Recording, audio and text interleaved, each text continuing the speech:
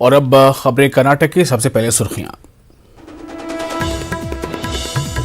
कर्नाटक में एमएलसी इंतखाबात की 25 नशिस्तों के नतायज का ऐलान। बीजेपी को 12 तो कांग्रेस को 11 नशिस्तों पर मिली कामयाबी। कानून साज काउंसिल में बीजेपी को मिली अक्सरियत।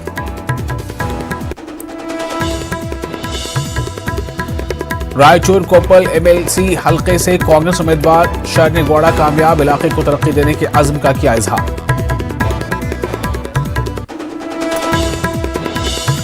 और बेंगलुरु में साबिक सीडीएस बिपिन रावत को खिराज अकीदत पेश करने के लिए ताज़ियती जलसा। हेलीकॉप्टर हादसे में शहीद दीगर अफराद को भी किया गया याद।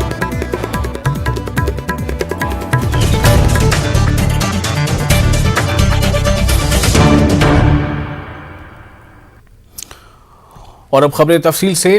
कर्नाटक पे एमएलसी इंतखाबात के नतायज का आज ऐलान हो गया है।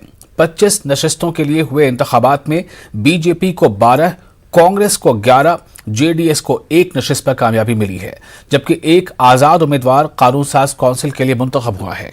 एक रिपोर्ट देखिए।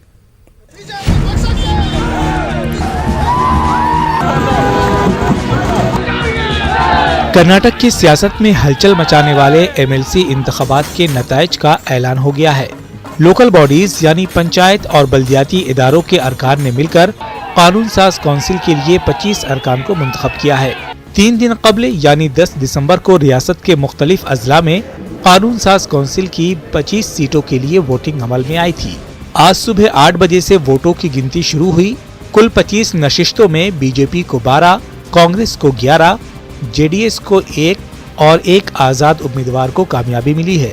इस इलेक्शन में कांग्रेस ने 2 मुस्लिम उम्मीदवारों को नुमाइंदगी दी थी, जबकि जेडीएस ने 1 मुस्लिम उम्मीदवार को मौका दिया था। कर्नाटक प्रदेश कांग्रेस कमेटी के कारगुजार सदर सलीम अहमद धारवाड़ हलके से कामयाब हुए हैं, जबकि बेंगलुरु अर्बन से कांग्रेस के उम्मीदवार यूसुफ शरीफ उर्फ केजीएफ बाबू को शिकस्त हुई है।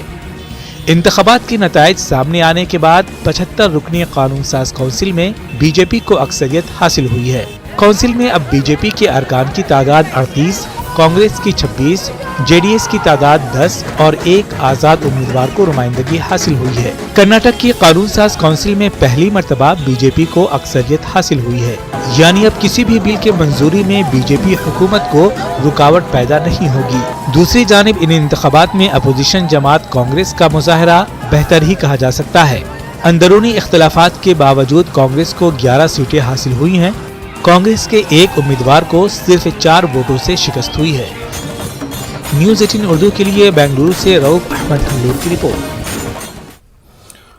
कर्नाटक के रायचूर कोपल कानून साज काउंसिल हल्के से कांग्रेस उम्मीदवार शरण्य गौड़ा पाटिल बयापुर ने कामयाबी हासिल की है। शरण्य गौड़ा ने 427 वोटों के फर्क से कामयाबी का झंडा लहराया, जबकि बीजेपी के उम्मीदवार विश्वनाथ पनहट्टी ने 2942 वोट हासिल करके दूसरा मकाम हासिल किया। कामयाबी के ऐलान के बाद मीडिया से बात करते हुए शरण्य गौड़ा ने मजालिस मकामी बिलखुसूस ग्राम पंचायतों की तरक्की के लिए काम करने का यकीन दिलाया।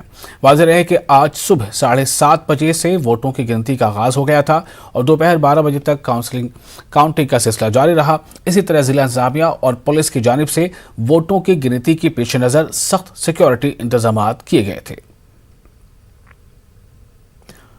हेलीकॉप्टर हादसे में chief of defence staff Bipin Rawat के इंतकाल पर मुल्क भर में दुख और दर्द का इजहार किया जा रहा है। बेंगलुरु में मस्जिद के अहाते में ताज़ियती इजलास मुनक़िद हुआ।